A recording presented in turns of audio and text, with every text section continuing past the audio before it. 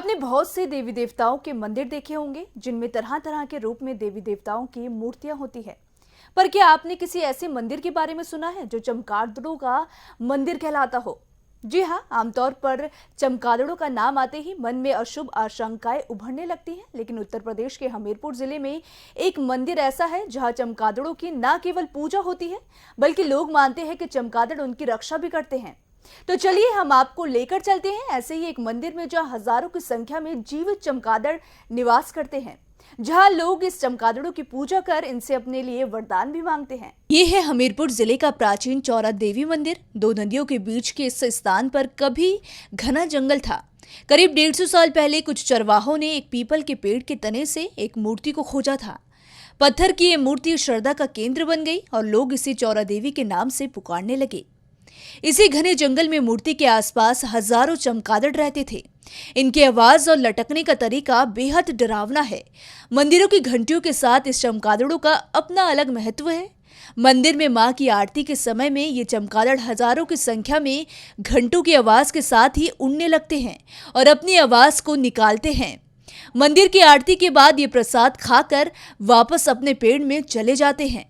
इस प्राचीन मंदिर की एक किंवदंती ये भी है कि यहाँ स्थित पेड़ों में चमगादड़ों का एक प्रधान चमगादड़ था जो पहले मूर्ति की पूजा के लिए आया करता था और उसकी मृत्यु के बाद उसको दफन कर दिया गया और उसके बाद बहुतायत चमगादड़ यहाँ निवास करने लगे। कहते हैं कि जहाँ चमगादड़ों का वास होता है वहाँ वीरानी ही रहती है।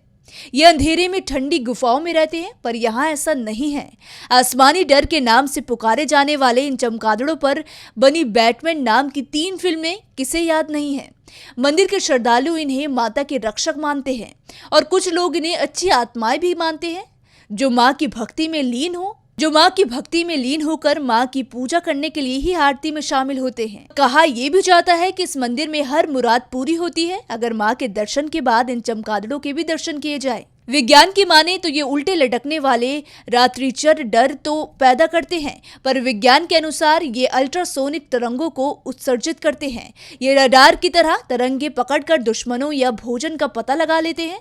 ज्यादातर ठंडी जगहों पर या अंधेरी गुफाओं खंडरों पर रहने वाले इन चमगादड़ों की एक पेड़ पर हजारों की संख्या में मौजूदगी चौंकाने वाली है और इन्होंने भोजन पाने के लिए ही अपने आप को इस तरह विकसित कर लिया है कि वो भी दिन में, और वो खुद इसे एक मां के चमत्कार के रूप में देखते हैं। एक जनश्रुति के अनुसार हजारों वर्ष पहले इस स्थान पर चमगादड़ों के देवता की मौत हुई थी।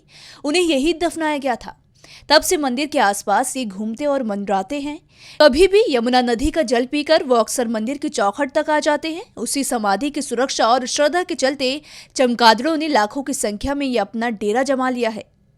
अब ये बात कितनी सही है ये तो कहा नहीं जा सकता, पर इतना जरूर है कि सैकड़ों साल पुराने इस बरगद के विशाल पेड़ पर लटक रहे चमगादड़ों का इस मंदिर में विराजमान मां चौरा देवी से कोई न कोई रिश्ता जरूर है, जिसके चलते माता रानी की आरती के समय का ये अद्भुत दृश्य और इनकी भक्ति को देखने बहुत दूर दूर से श्रद्धालु। लेकिन अधिष्ठात्री यहाँ की यही माता जी हैं हमारी, इन्हीं की विशेष महिमा है। पशु पक्षी जंगल में भ्रमण करते हैं। विशेष तौर से यहाँ पर जो बट वृक्ष है, पीपल वृक्ष है, उसमें चमगादड़ पक्षी का निवास है। जब सायंकाल माँ भगवती की आरती होती है, उस आरती में वो करलौ करते हैं, आकाश में उड़ते हैं, अपने शब्दों से, अपनी भाषा से माता का स्तवन करते हैं। तो पक्षी भी अपनी मुराद अपनी माँ के चरणों में अर्पित करते हैं। प्राणी तो अर्पित करता ही है, वो चमगादड़ भी ब्रह्मवेला में और सायंकाल महाआरती में अपनी भाषा से माँ का स्तवन करते हैं। नित्य प्रति यही उनका करलव होता है, गुंजायमान होता है। उस गुंजायमान को देख करके हम लोग भी हर्षित होते हैं, प्रसन्न होते हैं कि देखिए पक्षियों में इतनी आस्था है इस मंदिर के प्रति। आपका नाम महाराज जी? हमारा सुरेश चंद्र द्विवेदी शास्त्री। यहाँ वैसे माता जी